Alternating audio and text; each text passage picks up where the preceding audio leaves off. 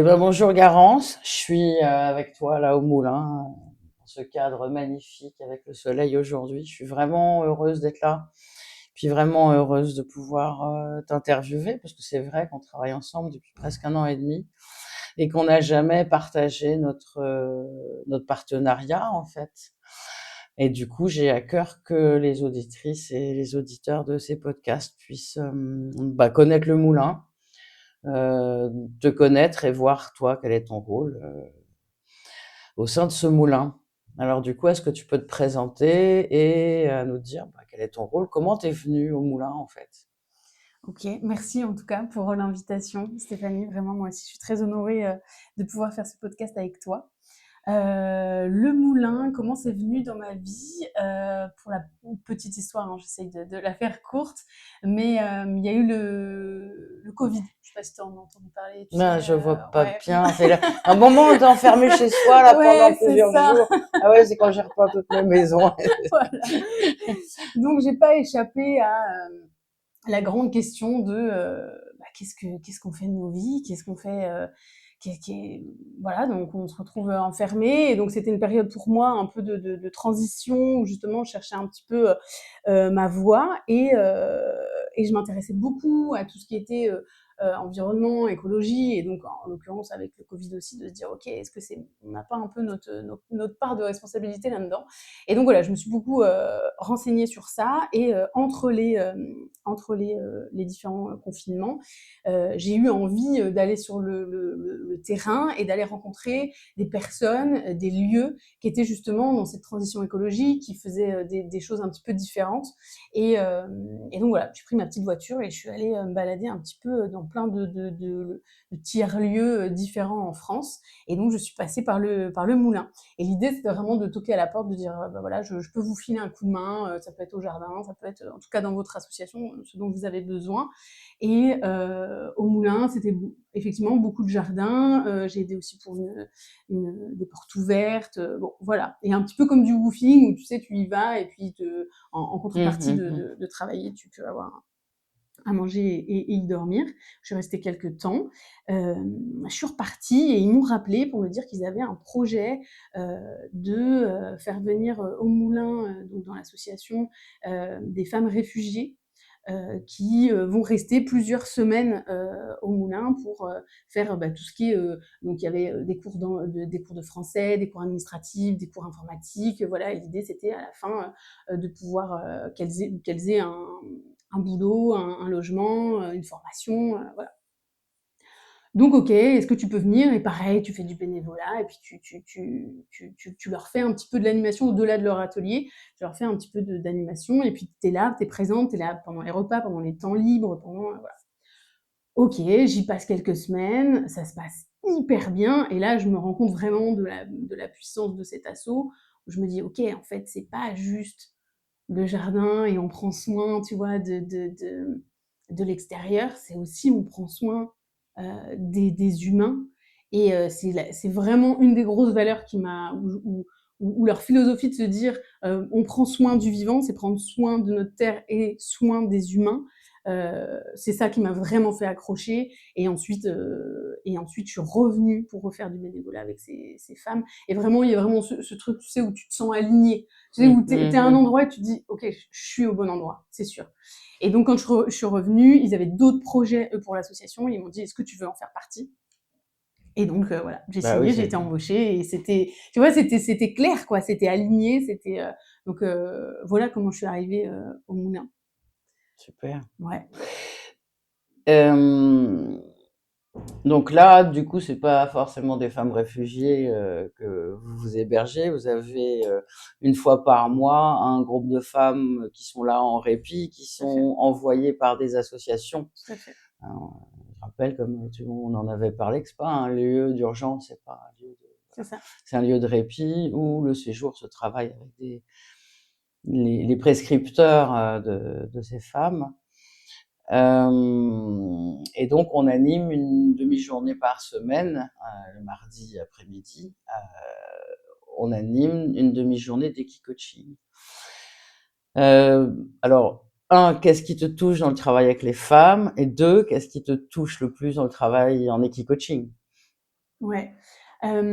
Juste avant de répondre à cette question, du coup, je vais remettre effectivement un petit peu le contexte où quand je disais que l'association avait d'autres projets, c'est effectivement donc faire des séjours sociaux, donc de 5 jours, donc là de plus accueillir effectivement sur un long terme des jeunes entre 16 et 25 ans, donc là on vient plus travailler l'insertion professionnelle, et effectivement des séjours de répit pour les femmes victimes de violences. Et, euh, et donc on avait déjà un programme un peu établi avec des ateliers sur lesquels on avait l'habitude de faire et de travailler avec les prestataires. Et donc, on faisait de l'équitation. Et donc, ça a bien duré quand même quelques années.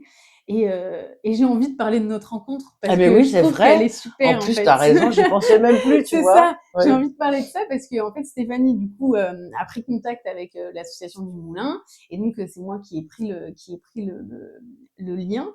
Et Stéphanie est venue. Voilà, au Moulin, on s'est rencontrés et elle m'a parlé de l'équi-coaching. Et il y a vraiment eu ce moment hyper lunaire où en fait, je comprenais pas très bien Que ce que c'était. c'était, en fait. Et je me disais, oui, mais tu sais, l'équitation, c'est super, les femmes, elles adorent, parce que du coup, elles vont au-delà de leur peur, elles montent sur les chevaux et elles font des tours, c'est génial.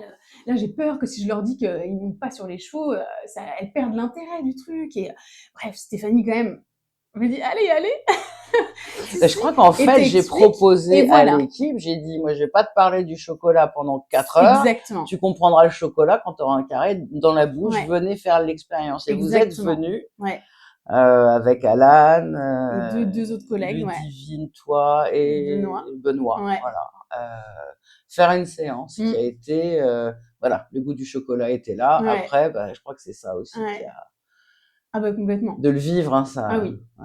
Complètement. Et du coup, parce que effectivement, moi, dès la fin de cette séance, j'ai dit, on signe où, Stéphanie? Et en fait, je crois que c'est ça aussi qui est hyper touchant là dans les ateliers d'équi-coaching avec les femmes, c'est que en fait, quand on leur en parle, enfin, moi, quand je leur présente un peu le programme et ce qui va se passer, bah, j'ai l'impression que ça fait le même effet que Ouais, quand nous deux, on s'est rencontrés, où toi, ouais. tu savais très bien de quoi tu parlais, mais moi, je connaissais pas le truc. Et j'ai l'impression qu'avec les femmes, ça fait un peu ça, où moi, je leur dis, mais si, vous allez faire ça, et vous n'allez pas monter dessus, mais vous allez voir, c'est génial, la relation avec le...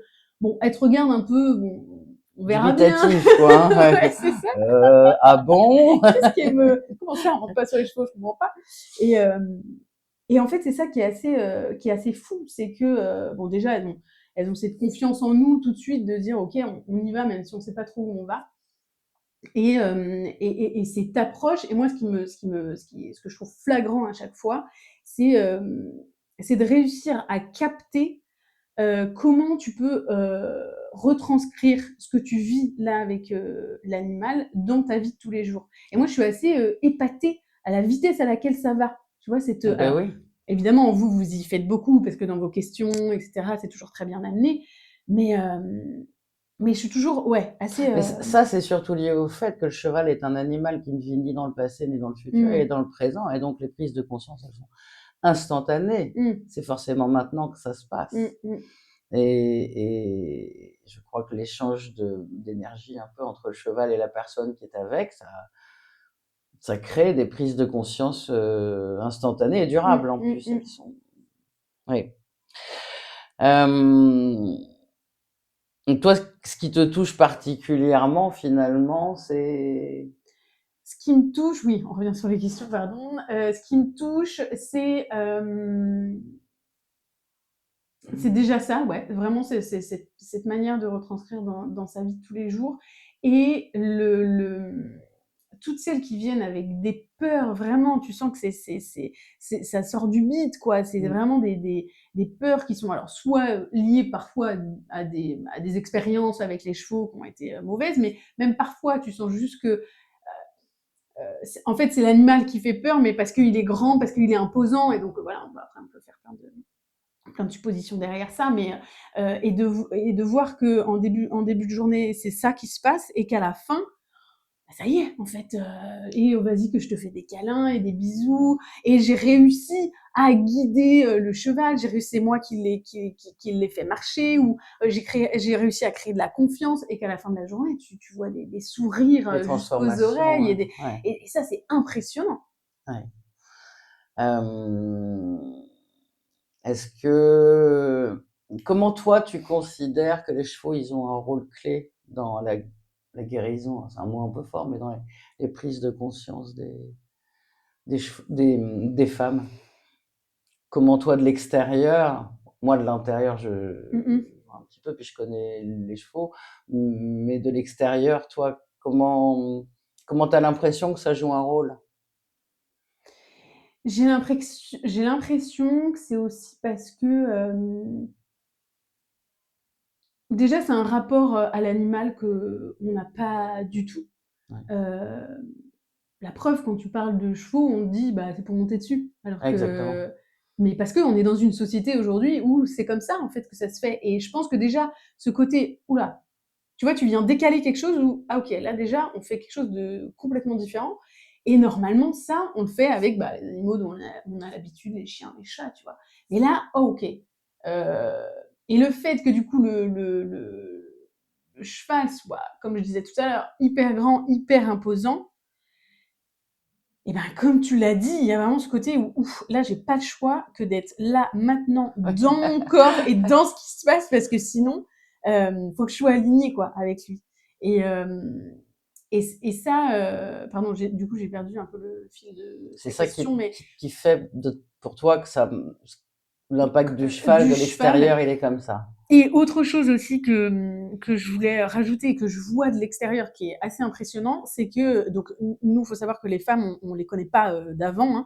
Hein. Donc en général, on fait des coaching le mardi et les femmes arrivent le dimanche. Donc on se connaît seulement 2 jours, mais on a su quand même un peu voir quand même déjà les personnalités. Et ce que je trouve fou, c'est donc l'exercice où tu es au milieu et que Ah oui, quand on avec le longe le cheval, cheval voilà. en liberté et que le cheval vient à nous après et qu'on marche à ses côtés, enfin qu'il marche à nos côtés plutôt. C'est ça. Et ben, ce que je trouve fou, c'est que quand elle commence, donc quand elle se met au milieu, et ben, le cheval a un comportement, parfois un peu, par rapport à la personnalité de la personne. Je Ouais, sais pas complètement. ouais, si, oui, c'est un petit peu Complètement. quand même Et pas fou. le cheval ressent qui est au centre et réagit en fonction de ce qu'il perçoit de la personne. Parce que c'est comme le cheval est une proie et que son intention, lui, c'est de survivre, il est en vigilance permanente. Ben, Mmh, d'ailleurs, un mmh peu mh. comme les femmes victimes Mmh mh mh. de violence, ils sont en ultra vigilance tout le temps. Mmh mh. Le cheval, c'est une proie et donc il va surveiller et il va ressentir et réagir en fonction de est-ce qu'il y a un danger, est-ce que je peux mourir ou pas. Mmh mh. Donc, c'est pour ça qu'en fonction de ce que les femmes, l'état intérieur dans lequel elles se trouvent, va instantanément impacter le cheval, parce que le cheval, il a déjà compris, lui, qu'il se passe quelque chose qui Ouais, lui va ou qui lui va moins bien. ouais. Et en C'est fonction de ça, il va se rapprocher ou partir ou mmh. exprimer des choses, péter en l'air, galoper pleine Ouais, balle, ou au ouais, contraire, complètement apathique et pas se laisser longer en liberté. ouais. Et ben, ça, c'est assez impressionnant. Ouais.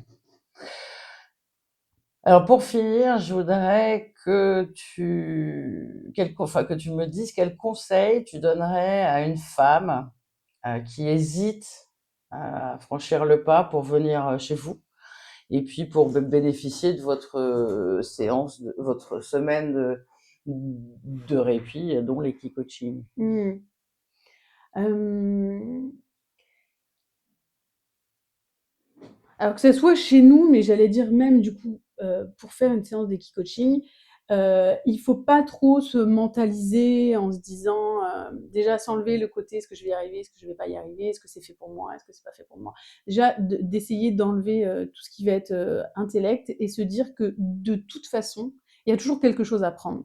Parce qu'en fait, même si, que ça soit pour l'équi-coaching ou pour le séjour, il y a toujours des parties qui vont être plus compliquées que d'autres, des parties sur lesquelles on va se sentir plus à l'aise et j'allais dire, en fait, même si, tu vois, l'équi-coaching, en fait, bah, les exercices, ça met trop en challenge, si tu as juste passé, ta ton après-midi à faire un câlin Mmh mh. au cheval, bah, en fait, c'est que c'était ça qu'il te fallait, en fait Oui, c'est et ça. que c'était au bon moment, au bon endroit et qu'il y a pas de: «Tu as réussi ou pas réussi» et nous, les séjours, c'est un peu ça aussi. Il y a toujours, Évidemment, des choses qui viennent un peu confronter, évidemment, parce qu'on vient travailler sur nous. Hein, c'est comme, voilà, les coachings, c'est pas pour rien que c'est dans le travail qu'on fait pendant la semaine.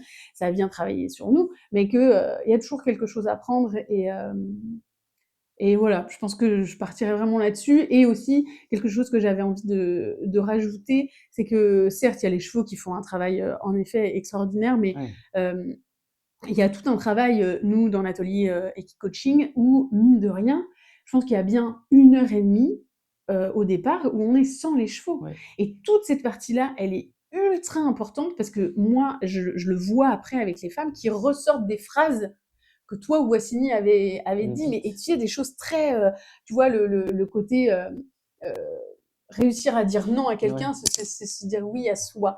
Et ça, tu peux être sûr que c'est des petites phrases qui ont un impact énorme et qu'elles vont repartir avec ça. Donc même si c'est pas l'exercice du cheval avec lequel elles vont repartir, mais au moins c'est des phrases. Et donc, en fait, je voulais juste finir en disant que oui, il y a le cheval, mais il y a aussi tout ce qu'il y a autour et tout le travail que vous faites sur le développement personnel, en fait, où tu viens travailler tous ces aspects-là, du body scan, de se mettre dans son corps, de s'écouter, on est trop déconnecté de nos émotions et de tout ce qu'on peut ressentir. Et je trouve que ça, c'est un travail aussi extraordinaire à faire, et dans tous les cas, c'est intéressant, quoi. Et puis on le fait parce que le cheval, on n'est pas dans une écurie où on sort un cheval du box, on le selle, on le monte. On rentre dans une relation. Et une relation, ben, ça se travaille, ça se prépare. Quand on connaît pas les chevaux, le cheval lui fonctionne que dans son corps. Si moi je suis dans ma tête, au moment où je vais voir le cheval, ça va pas matcher. Ouais, c'est ça. Donc cette descendant encore là, que ce soit par la lecture du corps ou par les limites énergétiques ou par les limites simplement dire non avec une badine, ça permet de s'ancrer dans le sol et de s'ancrer en soi. Et à ce moment-là, j'aime bien dire qu'on se transforme un peu en cheval, parce que le cheval n'est que dans son corps, lui. Voilà. Oui, oui, complètement. Et ça nous ramène aussi à, en fait, les chevaux et les humains font partie d'un même écosystème, d'une même. Et donc on se remet un peu aussi à la même, contrairement à l'équitation où effectivement c'est plus tu l'utilises, alors que là tu te mets vraiment au même niveau. Et ça, je trouve que c'est aussi assez puissant de revenir à l'essentiel, en fait. C'est vraiment ça.